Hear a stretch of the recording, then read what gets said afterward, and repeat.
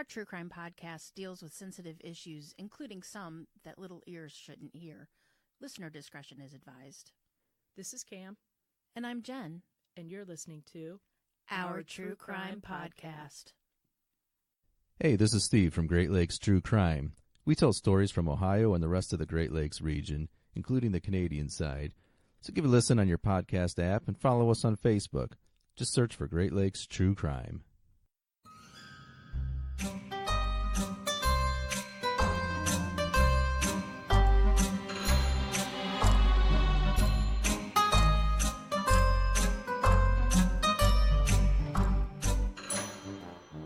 Hey, Jen. Hey, Cam, how are you? I'm crabby. I know, I'm kind of am too. I don't understand how come podcasting is this hard.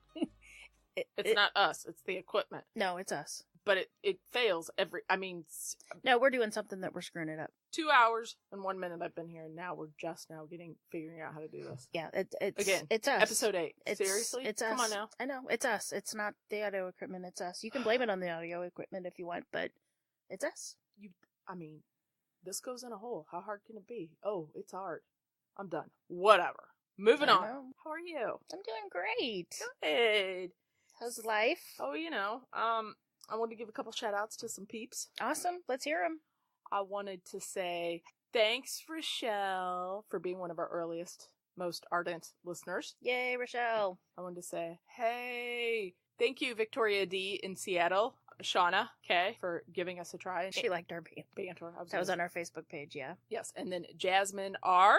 I hope that we didn't help mess you up as you entered your data entry like Jennifer used to. Oh, God, I was always so bad at data entry. And talking, apparently. Yeah, well, it's early. It's late. It's not, yeah, it's late. So in the news, big crime stories broke this week. Poor Molly. Molly Tibbetts. Absolutely terrible. Yeah. I was really hoping that would have a better ending. I really was. Was really holding out hope. I feel so bad for her family. Oh, it's awful. I couldn't imagine. Could not imagine. Don't forget Chris Watts. Christopher Watts and his family. Christopher Watts and the family. That's evil.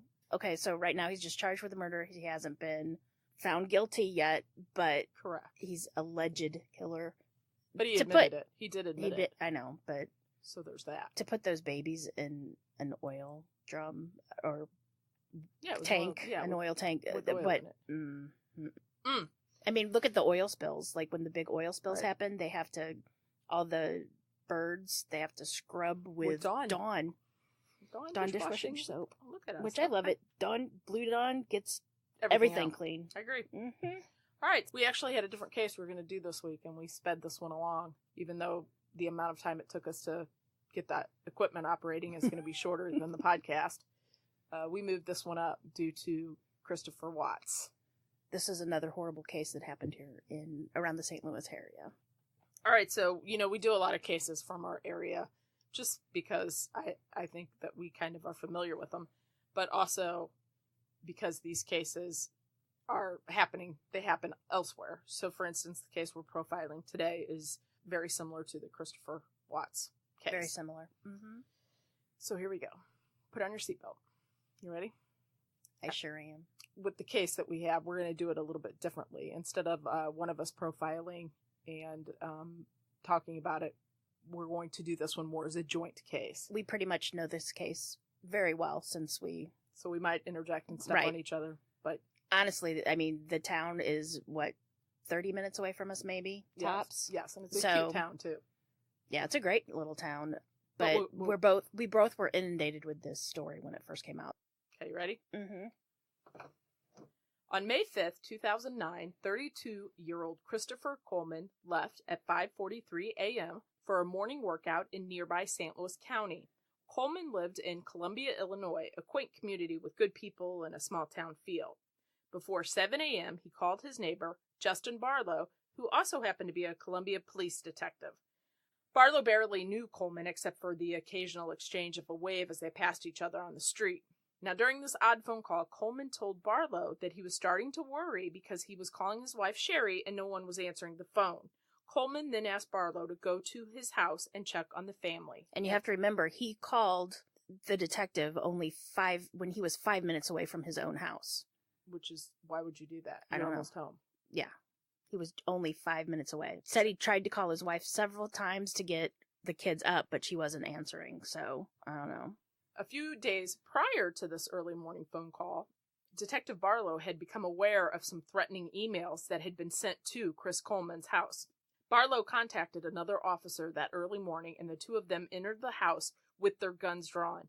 What the officers would find inside this quiet suburban home would shock them and change the lives of everyone in this small town. Christopher Coleman grew up in Chester, Illinois. He was one of 3 boys from Ron and Connie Coleman. Both of the parents were pastors with a popular church welcoming all Christians from their area and beyond to join in celebration at their non-denominational church each week. They were pretty much evangelical, born-again family.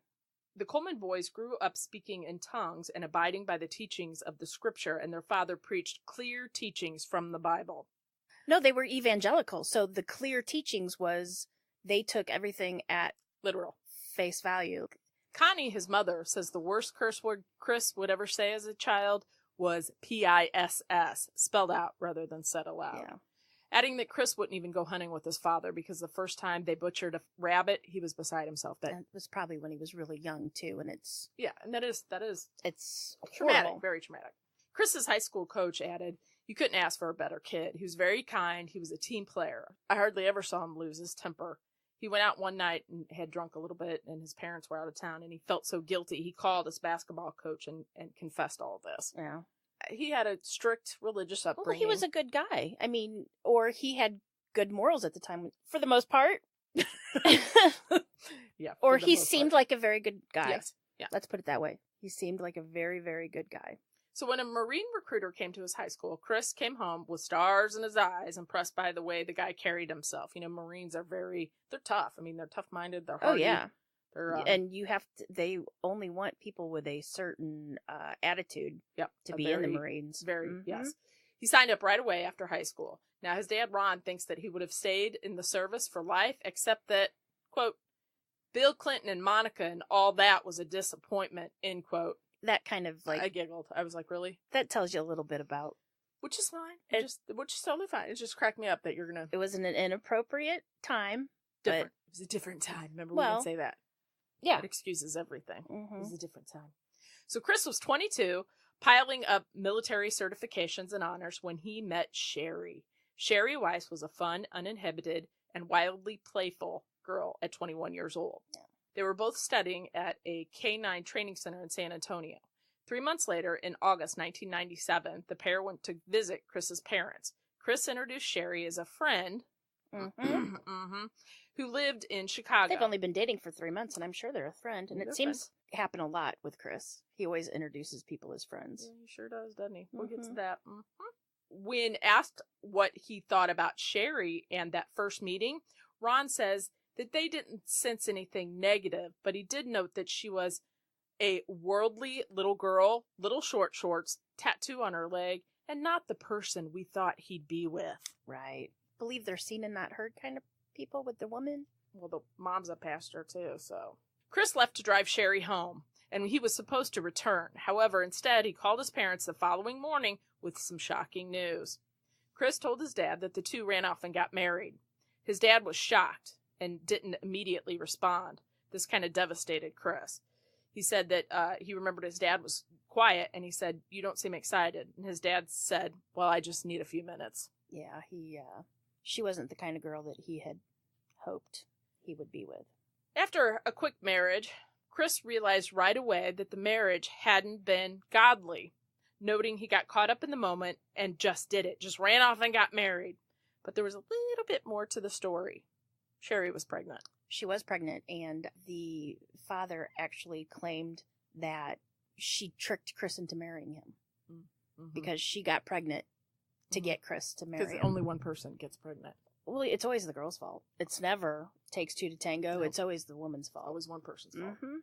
So Sherry was really crazy about Chris. Sherry actually used the Jason Mraz song Lucky as her ringtone for Chris. You know, it says, "I'm lucky, I'm in love with my best friend. Lucky we're in love in every way." I can't sing, so I won't, but, you know, you can look up the words if you want to, Jen. She bought him presents when he was out of town and told people what a great husband he was. Yeah, she was head over heels in love with him. After leaving the Marines, he started work building up the Joyce Meyer Ministries security department and later became her bodyguard. Chris once told his worried mother that being a bodyguard was, quote, just a matter of looking tough. The bald head, being beefed up, never smiling. It's all intimidation. 99% of it, end quote. That's kind of true. I mean, that's true. So let's get into the Joyce Meyer thing, shall we? Mm-hmm. Joyce Meyer Ministries is a big deal here in St. Louis and also the televangelist world. Exactly. She travels all over the world. I'm glad you brought that up, Jen. We'll get to what she travels in. Mm-hmm. Oh, I know. Mm-hmm. In fact, when I was researching this, I plugged in the letters JOYC, and automatically JoyceMeyer.org popped up, and that kind of threw me for a loop because I was like, wow, because I had never looked her up, or right. Mm-hmm. Not that I know about anyway. Meyer is an evangelical author and speaker and president of Joyce Meyer Ministries. Meyer and her husband live outside St. Louis. Her ministry is actually headquartered really close to us in Fenton. Very close. Have you ever seen that? Have you ever driven by it? I have. It's a monstrosity. I mean, it's so huge. And people's money paid for that. Well, I'm just saying. I want somebody to buy me something big like that. Well, it's because... I know. Just nod and smile. She's blessed. God has blessed her, is what she says. Oh. I mean, and I need to be blessed. I want all that stuff. She actually did have a hard life. She was molested as a child, poor, divorced, the whole rigmarole. So I guess now she's blessed by God. The organization makes a lot of money, and I mean a lot of money. Meyer, who owns several homes and travels in a private Gulfstream jet, has been criticized by her peers for living an extravagant lifestyle. But she claims, like you said, she doesn't have to defend her spending habits or lifestyle, saying, there's no need for us to apologize for being blessed, right? Like you said. She also added, you can be a businessman here in St. Louis, and people think the more you have, the more wonderful it is. But if you're a preacher, then all of a sudden it becomes a problem. Well, and she says, and I was reading about this, the houses that she owns, or that she lives in, one at the Lake of the Ozarks, she owns her own, she has her own home, which is 10,000 square feet. Then each of her children have a home that the ministry has paid for. The ministry paid for her jet. The ministry paid for all that kind of stuff. Maybe we should do that. Well, and when asked, does she really need a jet? And she goes, well, I'm old, and I think, it helps me as a minister or a preacher. But she said it helps because since she's older and she can stretch out, and I do agree, flying overseas is a pain in the ass. Yeah, what Jesus would think of her having her own personal plane, she says that how are we to know that Jesus wouldn't have one either? Because the technology wasn't even available back then for him to have. I'm pretty sure he would not, I don't think so. Whatever. Well, whatever, but that's her. So anyway, Meyer's, it's all good. We're not. No. We're just saying what she's saying. Like you said, she owns several houses, but my favorite is this. She owns a $23,000 marble-topped antique commode. Mm-hmm. That's nice. Now that's fancy seating. Right? I like that. Anyway, there's a laundry list of things that the ministry's paid for, and actually some of this, she did get in a wee bit of trouble. Some of this led to the IRS to look into it. Right. You can go online and check all that out. Well, all the members of the board had to approve of her spending. Boy, that sounds familiar around these parts, doesn't it? Do you know who all the members of the boards are? Probably her sons and husband. Bingo, yeah. I just guessed on that. And all the people that are for her, they also are the ones that decide whether they get raises or not. So anyway, look that up. And honestly, now she's only supposedly, she's not taking money from the ministry any longer as her income. She's only supposedly living on the proceeds of all of her books and appearances and stuff like that. Okay. So not any donations to the church or anything like that. Well, it has to be a lot of money to keep that big operation running, for real. Oh, I'm sure it does. So anyway, at this point, Chris was working. He actually ended up being her bodyguard pretty quickly. Traveled everywhere there. Yeah, so he was kind of in her tight circle. Mm-hmm. But Sherry was noticing that Chris was changing a lot. He was drinking a lot. And, as an evangelical, I'm sure that's an issue. But he would occasionally have a beer or two. But now it was lots of beers and even hard liquor. Right. Mm-hmm. He was growing out his hair, which was odd because, we'd stated that he liked that short hair. And so usually when your partner starts to change for no reason, there's usually something going on. Question mark. Mm-hmm. On November 14th, some emails started coming in. Now, they were targeting Joyce Meyer because she was, quote, preaching bullshit, end quote, and threatened not Meyer or her family.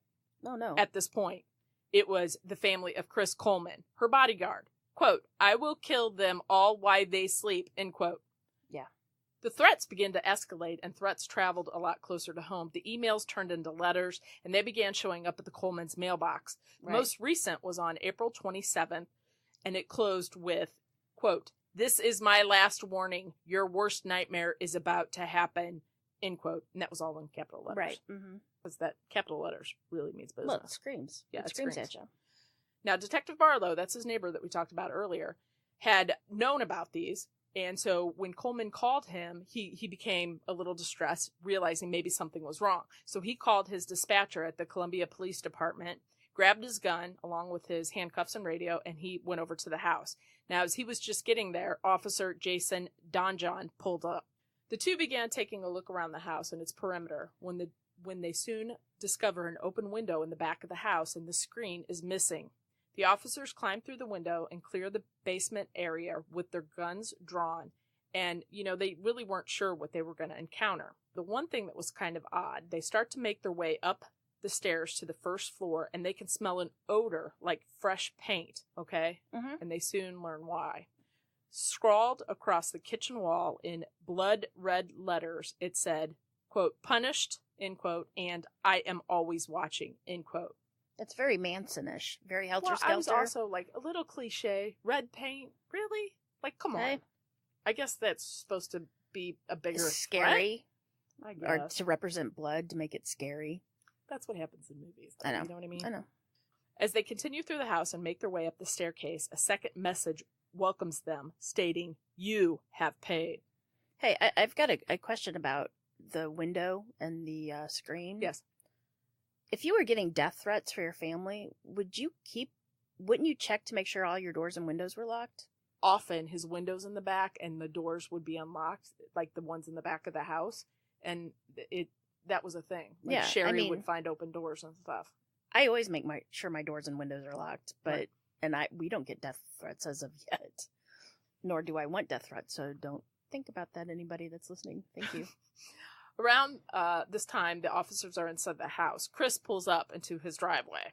Behind him, Officer Steve Patton pulls up. Chris is obviously asked to remain outside as the officers are trying to clear the house and see what's going on. The two officers inside the house know that something's not quite right, and they hesitate because they're not sure what they're going to find. But with the spray paint, the open window, it's not looking so good. Officer Donjon, who is the one in uniform, goes up the stairs first, and he heads towards the master bedroom. Barlow takes the other way, and he travels to what would later be determined one of the boys' bedrooms. It is there that Barlow sees a young child in bed, looking as if he was asleep and partially covered by a blanket.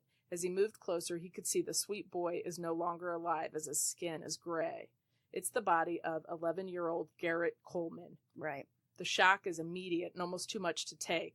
Officer Donjon shouting breaks the stillness as he announces that he has found the body of 31-year-old Sherry in the master bedroom. They said that when they saw the kids, that the skin around their neck, just their skin appeared thick and gray, and their lips and everything were blue, and it was just horrible.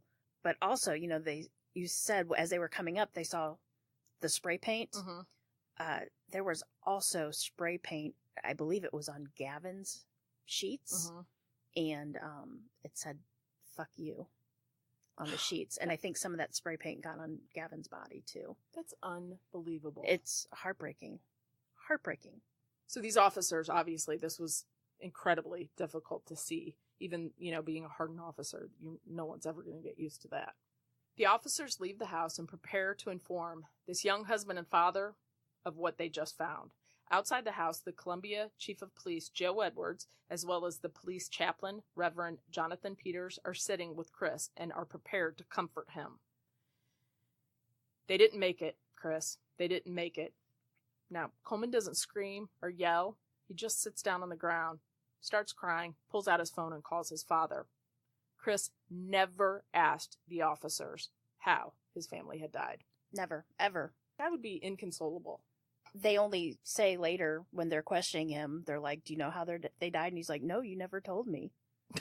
Okay. Never came up. Mm-hmm. Didn't think it was relevant. As word is beginning to seep out, media is starting to move in and get to the story. They want to get there, so it's starting to become chaos. Chief Edwards suggests that Reverend Peters sits with Chris in the back of the ambulance. Chris's father, the Reverend Ron Coleman, pastor of Grace Church Ministries in Chester, Illinois, pulls up and has to duck under the crime tape to get to his son. Joyce Meyer arrives soon after. Inside the ambulance, now this is interesting. Mm-hmm. Inside the ambulance, Reverend Peters notices some odd marks on Coleman's arms and asks him, how did you get that? Minutes later, according to Peters, Chris starts banging his fist on the gurney. Peters would later testify in regards to this exchange. So the major case squad of Greater St. Louis soon arrives on scene, as did several officers from all over the area. Now, I believe there were 7 different precincts reporting to this. Correct. Mm-hmm. Major Jeff Connor of the Granite City Police Department steps in and begins to coordinate with the officers as well as the media. He assigns Barlow and Detective Dave Bivens of the Illinois State Police to interview Chris. Chris Coleman is taken inside a room in the Columbia Police Department. Chris is wearing gym clothes, including shorts, t-shirts, the normal stuff. He mentions he's cold. Now, this is an important fact later. Mm-hmm. Barlow and Bivens leave to retrieve a blanket, and as they are gone, Coleman begins to cry. He stops as they return. The detectives give him a blanket. He puts it on, kind of wraps it around himself, but not like his legs or anything, and that's important in a minute. Oh, well, he wraps it around his arms.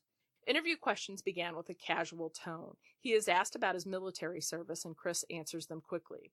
They then begin to ask about that very morning. Chris states he got up at 5:30 a.m., went to the bathroom, got dressed, and left. As he drove away, he called Sherry to wake her up and get her going, and she didn't answer, of course. Right. Now he stops short and then resumes. So I went to the gym. I called her again on the way back, and she didn't respond. So that's when I called you, referring to Detective Barlow. Right, and remember that we said it normally takes 5 minutes from when he called to get to his house.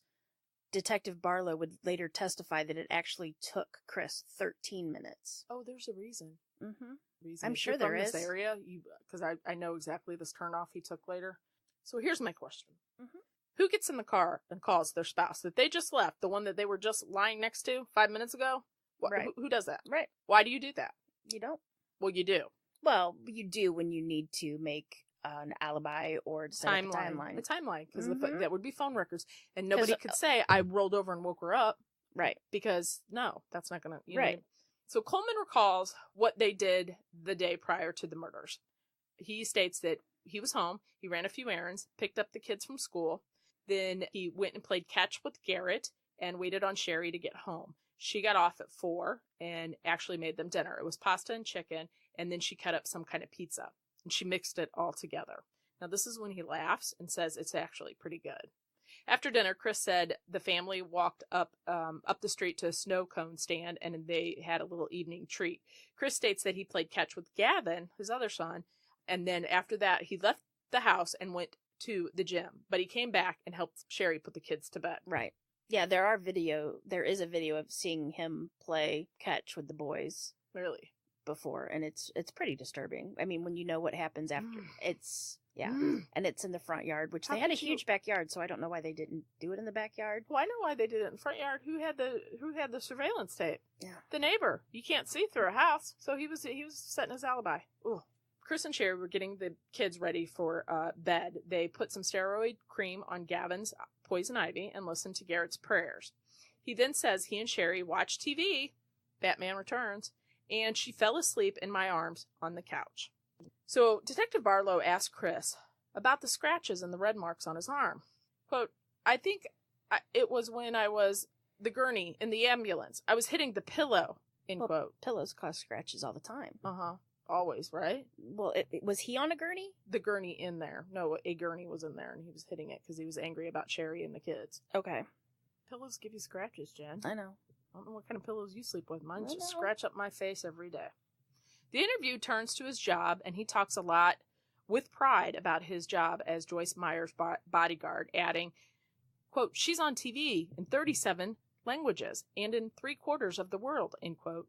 Now, it's here that Chris tells them about the security surveillance company he started, Executive Innovations. But neglects to mention his own security camera until the detectives prompt him. Probably not a good idea to have a detective who helped put in the camera for you be the person you forgot to mention this small detail to. Mm-hmm. Just saying. Yeah, probably would think. Might want to think about that. Yeah, it's weird they never found it either. They never found that video. I did not know that, really? Yeah, they never found because he probably destroyed that. The officers continue interviewing, and talking to Chris as the officers on scene are investigating. Chris soon mentions a good family friend, Tara Lentz. Mm-hmm. Officers listening in the other room work fast to locate her, and she's found in St. Petersburg, Florida. Homicide detectives are dispatched, and they bring her in down there and start grilling her. Talking to her. Yeah, they're only talking to her. Because you only talk to them. Interview when we're talking, interrogation when you're in trouble. Right. So right now they're just talking. Right. Tara Lentz and Sherry were best friends at Largo High School in Florida. Both were very pretty, and they actually looked a lot alike. They did. Really pretty girls, right? Chris told detectives, and I found this just odd and kind of startling. Chris told detectives Tara's personality was the same as Sherry's. Both were never pushy about anything. Oh, yeah. Why would you add that detail? What's that mean? That that had to be something in there for his head. He said that for some reason. You know what I mean? Well, I think he liked to be the man of the house, because there's also another statement that he's talking about Sherry and how he was making a good amount of money and she didn't have to work, but he let her work. Oh, that's so nice. I know, because she really liked her job, so he let her. Yeah. Curious to what you're going to say at this statement, because I know you well enough. I know what you're going to say. Sherry and Tara were a lot alike, but Sherry was the good, Christian, perfect mom. Terry was the wild child version of Sherry. Right. And we know, mm-hmm. right? Angel on the streets, devil in the sheets. Mm-hmm. Yep. Lentz was still single. She worked as a hostess at a gentleman's club and then a cocktail waitress at Derby Lane Dog Park. Now, if you work at a gentleman's club, is it really a gentleman's club? Are they gentle, you mean? Are they gentlemen? They're men. Yeah. And some women, Well, gentleman is just a nice little... Well, that means it's a stripper club, yeah. right? Yeah. There's no reason that's not a bad thing to work at a stripper club. No, not at all. Nope. Hell, it's a job, and I tell you what. Actually, we were just talking about the term hooker, and how it's not appropriate to say hooker anymore. You need to say sex worker. Totally agree. PC world. It's do whatever you want, and if I had the body, man, you get some money on the strip stage. No, I can't dance to save my life. Anyway. Oh, I know that. Neither can I, but if I could make some cash, hell yeah. And exercise. It's a double. You get paid for working out. I know. So Sherry was, she had converted to be an evangelical just to fit in with Chris's family. Well, Chris's mom kind of insisted quite a lot about it. And so Sherry had told her old friend that she was a little sad that she hadn't reconciled with Christ. But Sherry was praying for her. Yeah. I guess that was her on the poll. Well, that's... Meaning, she's making bad life choices. To be a Christian, you're supposed to spread the word of gospel. God. Okay. And to get people to come to you. That's just, it doesn't mean you get into heaven. It just means that's what you're supposed to do. Okay. You're supposed to turn everybody on to Jesus. Yeah. So here's a good little part, Jen. Mm-hmm. Chris denies anything going on between his wife's good friend and himself, although he does admit to a little flirtation, but not an affair because, quote, I wouldn't do that to my kids. I've seen too many divorces and stuff, end quote. Oh, that's sweet. It is sweet. Mm-hmm. He says he and Lentz had met at a Joyce Meyer conference in Florida. Now, Chris's memory, I think, must be getting a little hazy or something because he forgets to add that, again, he happened to join her at other conferences in Arizona and Hawaii. Right. Mm-hmm. And one more other little itty-bitty significant detail that he didn't bring up was that the two of them had promise rings that they would share and wear when they were together. Right. Oh, and then they also talked about the possibility of getting married in January 2010. But, funny, I thought you had to be single to be married. Again, don't you? Chris, actually, when he was first talking before he got into the police actually got into finances, he's like, oh my gosh, I didn't know she took it as seriously as I did. I just thought it was a friendship. I didn't know. So he gave her a friendship ring, but she gave him a promise ring? Right. And she also had on her calendar wedding date that they were supposed to get married on. Oh. Yeah. Oh. But but they were friends. Just friends. And he's like, wow, I guess she took it more seriously than I thought. That happens. It does happen. Right? Yeah. And then, when she was in trial, they also said that she made a statement about how they couldn't get married until he was divorced. Or something unfortunate happened. Right. So as is normal in most of these types of cases, the officers start inquiring about life and things like that, such as marital fighting and finances. Mm-hmm. Asked about if they'd ever considered divorce, he states, we've talked about it a while back, about possibly maybe splitting up or something. Mm-hmm. It never happened, obviously. But he added that they got counseling and things were going much better. Now, another thing I read is Joyce Meyer insisted that they start counseling because in that world, I guess, divorce is seen as well, before he started working at the Joyce Meyer's foundation, he had to fill out some kind of spiritual thing that states like a resume? Yeah, kind of a spiritual resume and his beliefs and so to confirm that he was right. They wanted you to walk good. the straight and narrow. The walk. Right. Right. Not only talk the talk, but you had to walk the walk. I mean, you had to be as pious. I mean, you couldn't be out shooting up meth and going out with sex workers. Sex workers. When you're working with... And I like how you work that in. Nice. You can't be a Sunday go-meeting Christian is what they're trying to say. You have can't to go live on Easter the life. And midnight mass. Asked about the finances, he says, quote, I make over $100,000 a year. And this is where you had said earlier that he says she didn't have to work, but he let her. Right. That Chris, I tell you. Rather than acknowledge the severity of their debts, he mentions a trip that he and Sherry were planning to take to Disneyland. Yeah. But again, his memory must be a little faulty because he neglects to add on to that he canceled it and booked a cruise to the Virgin Islands with Tara Lynn's. Oh, yeah. But he was going to go to Disneyland with his wife and kids. Mm-hmm. So knowing that Chris is a religious man, Barlow tries a tactic using Chris's faith, asking him, believing in what we believe in, knowing we can be forgiven for the sins we do, what do you think should happen to whoever did this to your family? And Chris responds, he should be put away. As he should. So then Barlow asks, is there any way you think this person who did this maybe has an explanation for it? Chris responds, I'm sure they do. Detective Dave Bivens takes over questioning. Do you think you've been 100% honest with this? Chris responds, yeah. Did my best with it. What? Well, he did. His best with what? Well, he did answer honestly, but maybe not fully. Oh, with his friendship with Tara, maybe? Mm-hmm. Okay. More details from the scene are starting to come into the police station, and the officers begin to drop the nice act, and they start getting tougher with Chris. Chris insists when he left the house that morning, Sherry was very much alive. Detective Bivens follows up with, what would you say if I told you I don't think she was? Chris responds, I don't know. I don't know what to tell you. I mean, I think she was. She was. She was lying right beside me. The officer asked Chris, do you think we have the resources and capacity to determine time of death? Chris responds, yeah, definitely. I see it on TV all the time. He was trained as a police officer, right? He was a canine officer? Canine, I believe, yeah. They would know. I just like that he adds the TV thing. He should be listening to our podcast. Well, he should know. If he was trained as a police officer, even canine, you would think he would have known how to get away with this better. See, he's... Some of these people, I tell ya, like they're smart and they're stupid. Like us and trying to get the audio to work? We don't talk about that. Okay. The officers once again leave the room. They watch Chris from the other room and note he's getting restless. He stands up, walks across the room, picks up a notepad that was left behind by Detective Bivens. Mm-hmm. Now, Chris turns one page, reads it, and puts it back. Yeah. Strategy. Right? Mm-hmm. Strangely, the notebook that was left behind on accident, not on purpose. However, later, after being congratulated for doing such a clever maneuver, Bivens said he will use it again in the future. Go him. It is pretty good, right? Yeah, it is. I like that. But see, I would have admitted that I would have pretended like I did it on purpose. I know you Yeah, would've. I did it. Mm-hmm. Oh, yeah. The detective soon returned and the interview continues.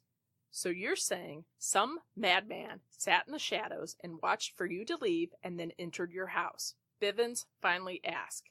Chris responds, that's the only thing I can assume. Well, you know what happens when you assume, don't you? a lot. You make an ass out of you and me. Don't you remember? I just didn't want you to say it 'cause it's stupid. It is stupid. Okay. So the wake for Sherry and the boys is held May 8th at the Coleman's Church in Chester. In attendance is Kathy LaPlante. She is the executive assistant of Joyce Meyer's husband, David Meyer, and one of Sherry's closest friends. Also in attendance is Detective Carla Hine of the Columbia Police Department.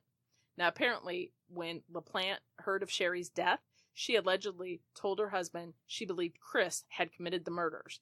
Hine saw her opportunity and walked up to LaPlante and whispered, "I think you have more to tell us." Mm-hmm. Yeah, she had mentioned to a friend that Chris had asked for a divorce, and if anything had happened to her, that it was probably Chris. That's so sad. Mm-hmm. LaPlante leaves the wake and goes straight to the Columbia Police Department. LaPlante shares a shocking admission with them. She tells them that Sherry told me that if anything ever happened to her, Chris did it. She added that Sherry had told her that she would never grant Chris a divorce, and once during an argument had told Chris, quote, "I will not leave. What are you going to do? Kill me?" Mm-hmm. End quote. According to search warrants on the day of the funeral for his wife and those two super cute little boys, Chris Coleman found some time to text his girlfriend, friend, Mm-hmm. in Florida, and saying he missed her and he loved her. Yeah. Now, don't you think for one That's day sweet. you can stop that? You would think that on the day of your wife's funeral, who you are a suspect killing, you would think that maybe he has impulse control problems. That's One of the most shocking stories, and I'll tell you this real quick, just a side note, but this has always stayed with me, is there is a book, and it's called Dead by Sunset, and it's about a husband who killed his wife and set it up that they had a car accident on the side of the road and a car hit them. Now, they had 3 little boys. Here's the side note. They had 3 little boys, and one of those boys ended up growing up and marrying Tracy Gold from... Tracy Gold was in... Growing Pains. I'm sorry, Growing she was in Pains. Growing Pains. You're right. Her older sister, Missy Gold, was in Right. Benson. Anyway, but one of the most horrifying, and it stuck with me. I read this book probably, 15 years ago. But the police came, and it was on the day of the funeral. He, of course, this guy that killed his wife had a girlfriend. And he starts stammering, and he's like almost crying. And the police are like, "We know." And he goes, "I just miss her. I just want to talk to her. Why can't I talk to her?" And they're like, "We know, sir. We know. You're so upset." Yeah. He was talking about his girlfriend because he was forbidden to make any phone calls that day. Mm-hmm. I was just like, are you kidding me? Mm-hmm. Back to the story. Okay, so I'm sorry if I get this name wrong. Mm-hmm. But Vanessa Regiris, is that how you would say it? I would, yeah. Okay. Was a neighbor of the Colemans, and their sons would often play together and spend the night with each other. She recalls in mid-May, this is a shocker too, she saw Chris carrying boxes out of his home. She had set up a memorial in the Coleman's front yard, sort of for the boys. It was on Mother's Day, and it had balloons and signed footballs. The boys loved Lego, so her son, Brandon, made a Lego lady and 2 little boys and wrote, "Now you're in heaven with your mommy." Watching from her yard, she saw Chris pick up the entire memorial and toss it in the trash. So as Chris is taking the memorial and tossing it out, the crime scene results are starting to come in. Go police! The major case squad gets some DNA results. Now, DNA is found under Sherry's fingernails. It could be Chris, but it also could belong to another male with similar DNA pattern. However, none of the DNA found in the house points conclusively to a stranger. Right. There was no DNA that shouldn't have been there in the house. Nobody that snuck in there to paint bad words all over the wall. Or anything. Flecks of paint were scraped off the walls with a scalpel, captured footprint impressions using a gel, and a bag of items were all various items collected by the crime scene techs on the day of the murders. Other items collected included hair and fibers, a Glock pistol, and I don't know how to say that, a car pistol? Latex gloves, and shoestrings or a phone cord that could have been used to strangle the victims. 2 cell phones, a BlackBerry, and 2 laptop computers. Almost immediately, hidden deep within those computers, was a discovery and a giant breakthrough. Because Chris is stupid. Again. He is stupid. Those threats that were emailed on November 14th to Joyce Meyer's bodyguard, Chris Coleman, were sent from, Chris Coleman's laptop. Right. Defense said, but anybody could get into his laptop. Well, they can, but really? Also located were the email threats that were sent to Joyce herself as well as her son Danny. Now, the threats come from an email account named, this is clever and so original, destroychris@gmail.com. Wow. The account was created the same evening on the same laptop.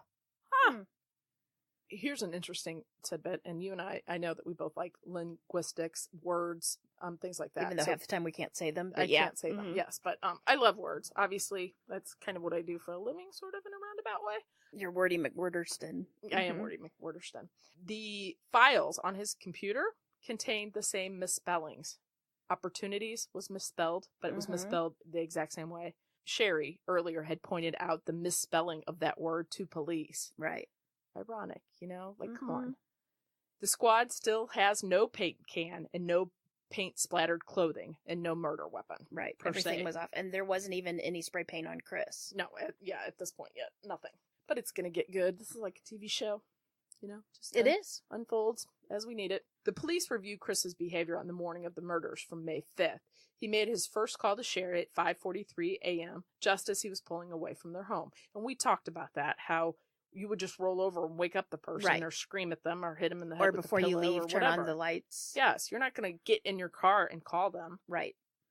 While at the gym, Chris texted her asking if she was awake, adding, "I know you were tired last night." He texted her a few more times. He told police he was worried when she didn't answer, but yet he did another 15 minutes on the treadmill after those texts. Right. He called Detective Barlow when he was, quote, 5 minutes from home, end quote. But according to an ATT cell tower expert, he drove past his exit and was north of Dupont. If you're from this area, you know where Dupont is versus Columbia. And he made his next call around that area. Well, it normally takes 5 minutes to get home, and he's correct, but the police did notice that it was an extra 13 minutes to get home, yeah. And why would he do that? Especially if you're worried about your kids and your family. Because you want those people there to find them. You don't want to arrive first. Right. You're trying to set that up. What the detectives were not positive about was the time of the death of Sherry and the boys. So they reach out to world-renowned forensic pathologist Dr. Michael Baden. Now the question is, could the deaths have happened, as he said, after he left for the gym? On a conference call on May 19th, Dr. Baden gives them his final opinion. Sherry and the boys were likely killed before 3 a.m., definitely before 5 a.m., probably closer to 3 a.m. The police hang up the phone. They then charge Chris Coleman with the murder of his wife and 2 children. The police gave a description of what they found when they went in. They checked on, one of the people checked on Sherry, and they found her face down. And when they went to move her, and this was like right after they got on the scene, so it was only an hour or so after Chris had left to go to the gym, when they went to turn her over, that they noticed that her skin was kind of thick and almost kind of tough. And he also said that her head, when he went to roll her over, that the head and shoulder and her arms, and it was almost like they were locked together. They were stiff and they couldn't do it. Also noted that Sherry's chest had a reddish purple bruise, which I'm guessing is the lividity of it. The blood. Right. Yeah. So when I went to look up how quick rigor and all that kind of stuff, I get a lot of different answers all over the internet. So I contacted our good friend at Skelecast. Hi, Skelecast. Woohoo! Gave him all the information, and he's like, rigor mortis usually sets in 4 to 6 hours after, but the tiny tendons usually set in first. So it would start with your face muscles, and then it would kind of go on for there. Right. I guess, farther away. That would make sense. Right. And the boys were the same thing. So this illustrates that they were dead prior. And her body temperature was 90 degrees when they finally took it. The first couple hours, your body temperature doesn't barely drop. And then maybe after 3 hours, that's when your body temperature starts dropping by like 1 degree an hour. So as police continue to investigate and put a good case together for the state, there's still a few key pieces of evidence that are missing, such as the paint and or the paint can.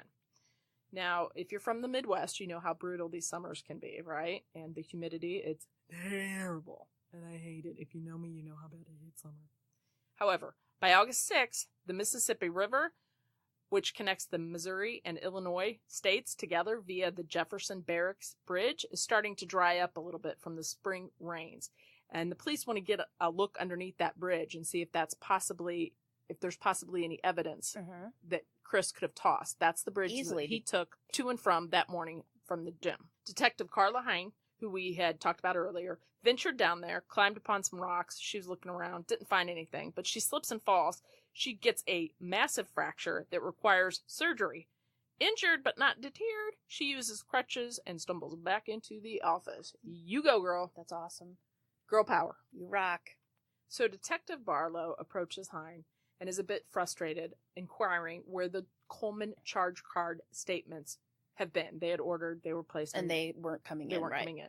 So she finally got a hold of them, and she starts combing through them. Months of charges. She notices a purchase for $3.77 made on February 9th, 2009, a True Hardware store on Telegraph Road.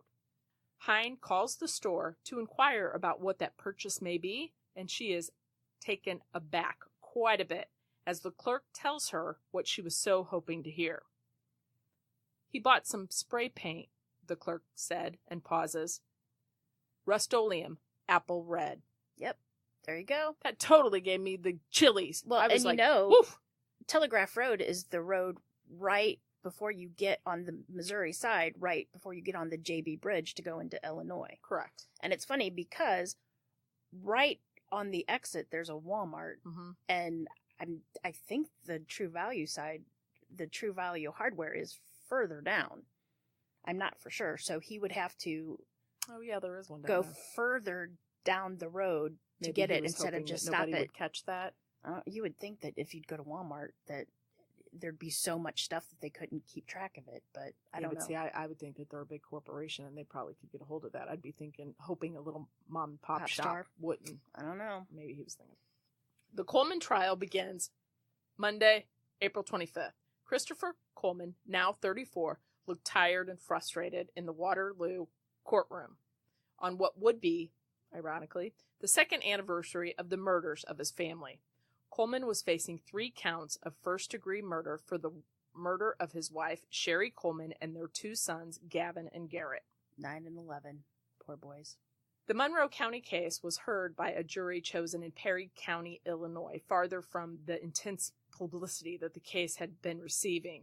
Jurors had been bused to court in Waterloo for the 9 days of the trial, since opening arguments began April 25th.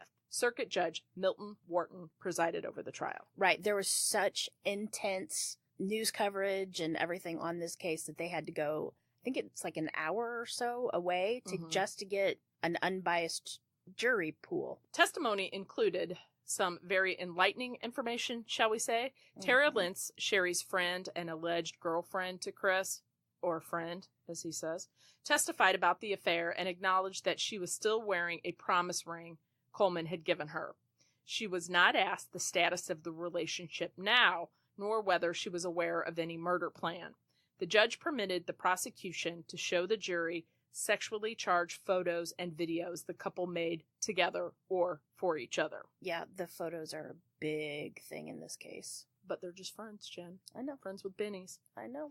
Joyce Meyer, the longtime friend of Chris Coleman's parents, testified by video deposition that she had not known of the affair and that he might have lost his job if she had known. Among evidence the jury was not allowed to hear were statements by friends of Sherry. Some friends did testify that the last week before she was murdered, she had called them asking for prayers and asked them to pray about her marriage, saving it, and that she had a feeling that she and her sons were in the way of her husband's plans. If that's not creepy, it's sad. If I ever call you and tell you that, you just got to get in the car and come get me. I know. Okay? When one of the friends in court blurted out that Sherry Coleman had confided in her that her husband had beaten her, the judge, Wharton, instructed jurors to pretend they never heard it. Right. Now, have you ever sat on a jury? Only got picked as an alternate, which made me angry because, if I'm going to sit there, I want to give my opinion. Of course you do. I was there for 3 days. I have sat on 2, and we'll talk about that at a later date, but it is fascinating. One was really a high-profile case. However, you're human. You can't just not pretend to hear that. Even in the back of your mind, that's going to be there. And that's my point, because that happened in one of the cases I was on too. So the defense presented just 2 witnesses, experts to rebut the prosecution witness, claiming that the handwriting and linguistics of the pre-murder threats and sprayed messages were similar to Coleman's known writing. Well, that's not even a real science. I mean, that really isn't anything that can be But in a case like this, I guess you're kind of, you know what I mean? You're trying to get what you can get. Yeah. During deliberations, the jurors actually came back and asked to see the window. Now, that window had been used as evidence during the trial, and during, them talking, they wanted to see it again. Right. A manufacturer's representative had testified that it did not appear to have been forced open or damaged. Right. And the police said the exact same thing when they first came into the house. The decision came from a jury of 10 women and 2 men who had stretched their deliberations into about 15 hours over 2 days. Christopher Coleman was convicted of strangling his wife and 2 sons as part of a plan to start a new life with his mistress without sacrificing his job as a bodyguard to Joyce Meyer. The whole time the jury was at a 7-5. Like, not everybody agreed that he really didn't do it. Jury asked for the pictures again, and they were those explicit pictures. Mm-hmm. So they were looking through the pictures, and one of the juries noticed on the back that there was a date of when the pictures were taken, and the pictures were taken October 21st that year, and Chris had said that they weren't together until like November. They were able to flip all the jurors just because of that one little piece of information. It's true. You lie about one little thing. Right. And it makes me wonder if the attorneys or anybody even noticed the date stamps. Because, if you look on the back of your pictures, it's just black writing, lots of numbers, nobody pays attention. Ed Parkinson, an assistant attorney general who assisted with the prosecution, said after the verdict, "It was a good day for Sherry and the boys." The lead prosecutor, state attorney Chris writes, said, "I did my talking in court." Mm-hmm. So obviously he had nothing more to say about that. Right. Columbia Chief of Police Joe Edwards said he was a bit uncomfortable that the deliberations were taking longer than he had thought, and he wondered if there was maybe something that the jury was thinking that the police missed. He noted it was a sweet vindication, saying, 2 days to the day, it's incredible to hear guilty, guilty, guilty. Yeah. About 50 people clapped as jurors were driven away from the courthouse. Mario, Sherry Coleman's brother, told reporters, "Now we know the truth," and said justice was done today. Mm-hmm. Coleman's parents, Ron and Connie Coleman, declined to answer questions as they got into the car and left the town square. Another of their sons, Brad Coleman, stated, "The whole family is still grieving for the loss of Sherry, Garrett, and Gavin." He added, "In our eyes, Chris is still innocent." Ron Coleman still insists that his son is innocent and he didn't commit the murder.